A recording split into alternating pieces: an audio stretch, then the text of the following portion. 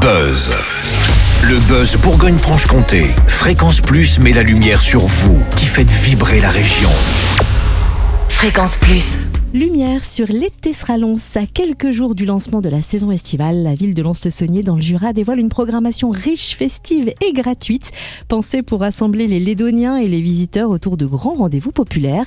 Pour nous présenter les temps forts de cet été 2026, nous retrouvons le maire de Lons-le-Saunier, Cyril Bréraud, au micro de Charlie Chevasson. L'été sera Lons, c'est parti, ça devait démarrer le 21 juin. C'est près de 3 mois d'animation du 21 juin jusqu'à mi-septembre. Une programmation culturelle éclectique qui va avoir des temps forts évidemment avec le lancement cette année, c'est important, c'est nouveau. Les commémorations des 190 ans de la mort de Roger de Lille, évidemment le grand concert de Benabar gratuit, 5000 places, venez à Lons au stade municipal, c'est le 27 juin. Il y a toutes les animations avec l'été salons, les vendredis seront Lons, il y a du cirque, il y a du spectacle de rue, il y a des animations culturelles, il y a les acteurs aussi d'éclat à travers notamment le musée, la médiathèque qui sont mobilisés. Bref, c'est venir à Lons où tous les jours vous avez des animations culturelles pour vous accueillir, pour passer du bon moment, découvrir ou redécouvrir Lons-le-Saunier et puis y revenir, on l'espère. Voilà, c'est vraiment un facteur d'attractivité très fort à travers différents dispositifs portés par la ville principalement, Éclat, et l'ensemble des services et des partenaires qui nous aident. Je pense à la préfecture sur les 190 ans, je pense évidemment au casino Joa et Promo Dégel, la SMAC du Moulin de Brennan pour Benabar. Voilà, c'est l'ensemble de ces festivités qu'on a l'honneur de vous présenter aujourd'hui. Alors c'est important, c'est 190 ans. Oui, c'est important parce que l'aspect patrimonial, Roger de Lille, il faut aussi rappeler, c'est une image de la ville très forte, c'est le sens de l'histoire.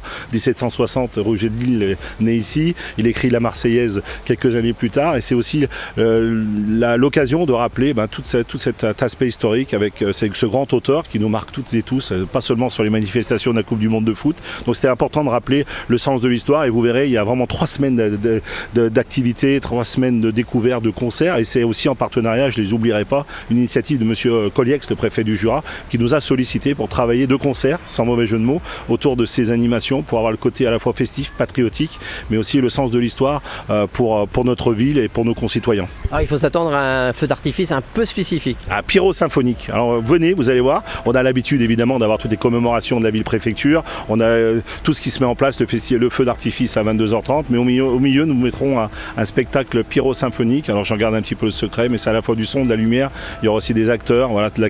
Roger de Lille ne sera pas très loin de tout cela et ça sera une vraie nouveauté. En tout cas, voilà, c'est notre petite pierre à l'édifice. Ça fait 2 mois qu'on est en place ici pour amener un petit peu de la modernité à une habitude qui s'appelle le 13 juillet à Lons-le-Saunier, surtout à Lons-le-Saunier, une ville de Roger de Lille, où on espère attirer beaucoup de monde pour en prendre plein les yeux, plein les oreilles et passer un bon moment au Parc des Bains, sous les arbres, avec un moment privilégié avec les habitants. Alors en tant que nouveau maire, qu'est-ce que vous avez amené de plus vous êtes resté sur des choses historiques? Oui, alors évidemment, on est là depuis 2 mois. Il y a des dispositifs qui fonctionnent. Les vendredis de l'été, ça fonctionne. L'été sera Lons aussi, l'ensemble de ces programmations. En 2 mois, on ne peut pas changer à 2 mois d'un été comme ça une programmation culturelle. On a amené des petites choses supplémentaires. Les 190 ans, bien évidemment, avec le préfet, on y a amené notre pierre à l'édifice, le spectacle pyro-symphonique, l'aspect aussi guinguette le 13 juillet, quelques spectacles aussi qu'on a voulu amender, mais il y a aussi ou développer ou appuyer. Et puis surtout les Folies douces en sortie de fin septembre avec les scènes du Jura et la Muserie, où là, on veut vraiment s'appuyer sur un festival d'art de rue qu'on souhaite développer dans les prochaines années.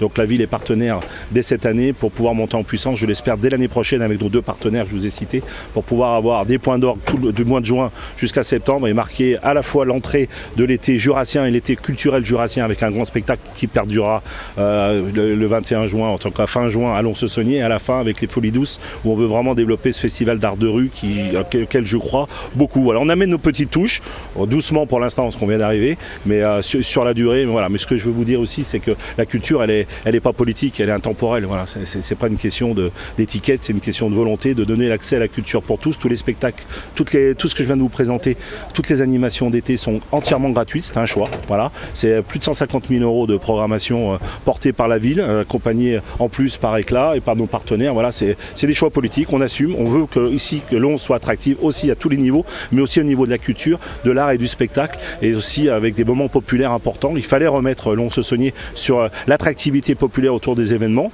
Ça a été fait ces dernières années. On souhaite le développer dans les prochaines.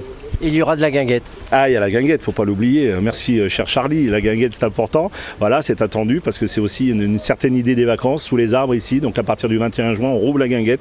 Il y en a pour tous les âges, de la boum des enfants jusqu'à la danse classique de nos aînés, le menuet et le bal musette. Voilà. Enfin, je vous dis qu'il y en a vraiment pour tous les goûts. Sur l'ensemble des sites, c'est aussi ça qui est important. C'est pas seulement au parc, c'est pas seulement au centre-ville. On essaye aussi d'irriguer et on ira encore plus loin, d'irriguer tous les endroits de la ville où on peut justement faire de la culture, attirer, mais aussi ça permet de découvrir notre ville et notre ville-préfecture. Et c'est à travers ça aussi qu'on amènera notre touche dans les prochaines années. Merci Cyril Bréraud, maire de Lons-le-Saunier, au micro de Charlie Chevasson. Et on retrouve toute la programmation de la saison estivale sur le site internet de la ville, lons-le-saunier.fr.